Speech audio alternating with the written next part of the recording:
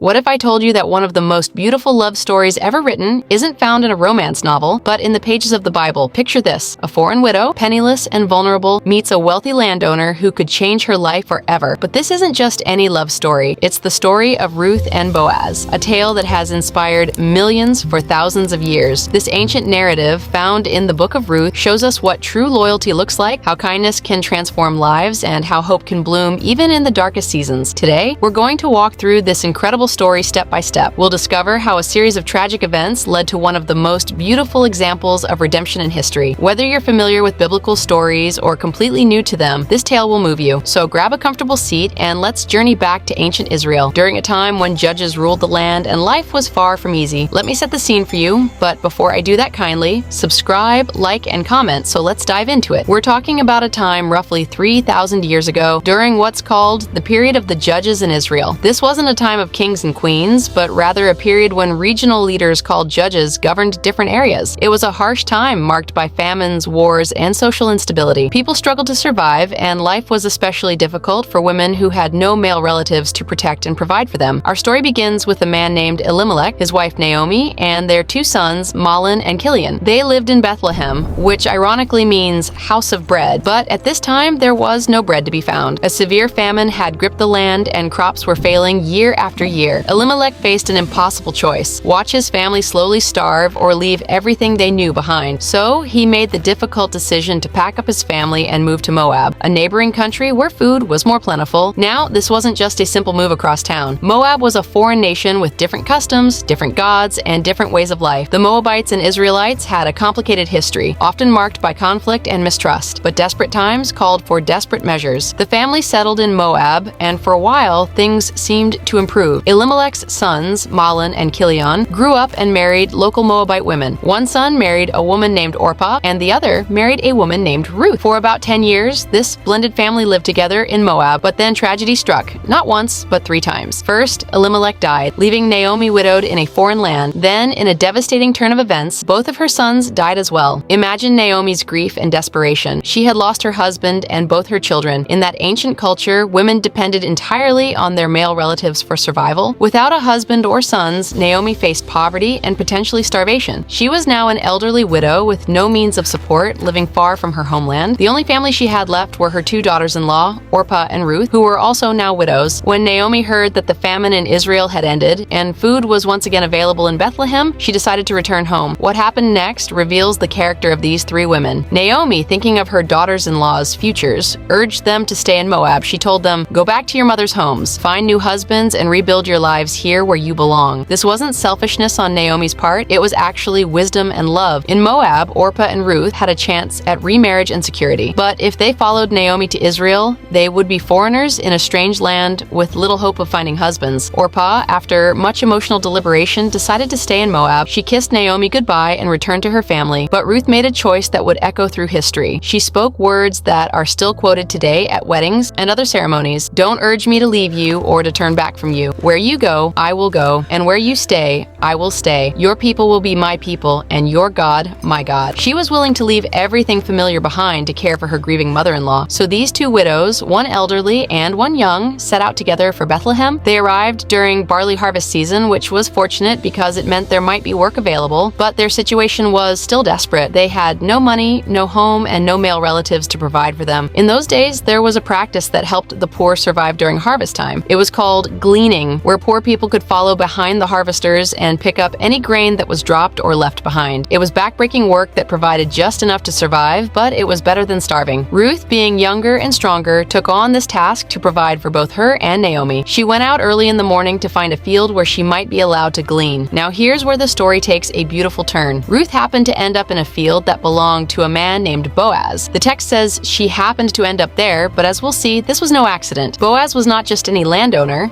He was a relative of Naomi's deceased husband, Elimelech. More importantly, he was what the culture called a Kinsman Redeemer. Let me explain this concept because it's crucial to understanding the story. In ancient Israel, there was a beautiful social safety net built into the law. If a man died and left his widow in poverty, his closest male relative had the responsibility and right to redeem her situation. This could mean buying back any property the family had lost, marrying the widow to provide for her, or both. This system protected vulnerable widows and orphans from destitution. So when Boaz arrived arrived at his field that morning and saw a young woman he didn't recognize gleaning among his workers, he inquired about her. His foreman explained, "She's the Moabite woman who came back with Naomi. She asked permission to glean and has been working steadily since early morning." Now, Boaz could have simply nodded and gone about his business, but something about Ruth's situation moved him. Perhaps it was her dedication to caring for Naomi, or maybe it was her humble, hard-working attitude. Whatever it was, Boaz was impressed. He approached Ruth and said something remarkable. "Don't glean in any other field. Stay here with my workers. I've told the men not to bother you, and when you're thirsty, drink from the water jars the men have filled." This was extraordinary kindness. Boaz was not only allowing her to glean in his field, but he was also providing her protection and refreshment. Ruth was overwhelmed by his generosity. She bowed down and asked, "Why have I found such favor in your eyes that you notice me, a foreigner?" Boaz's response reveals his character. "I've been told all about what you have done for your mother-in-law since the death of your husband. You left your father and mother and your homeland to come to a people you did not know before. May the Lord repay you for what you have done." Here we see Boaz recognizing and honoring Ruth's loyalty and sacrifice. But his kindness didn't stop there. At mealtime, he invited her to eat with his workers. He made sure she had not just enough, but more than enough food. He even instructed his workers to purposely drop extra grain for her to collect. By the end of that first day, Ruth had gathered an extraordinary amount of barley, about 30 pounds worth. When she returned home to Naomi with all this grain, plus leftover food from her meal, Naomi was astonished. "Where did you glean today?" she asked. "Blessed be the man who took notice of you." When Ruth mentioned that she had worked in the field of a man named Boaz, Naomi's eyes lit up. "The Lord bless him," Naomi exclaimed. "He has not stopped showing his kindness to the living and the dead. That man is our close relative. He is one of our kinsman redeemers." Suddenly, Naomi saw a glimmer of hope in their desperate situation. She advised Ruth to continue working in Boaz's fields throughout the harvest season,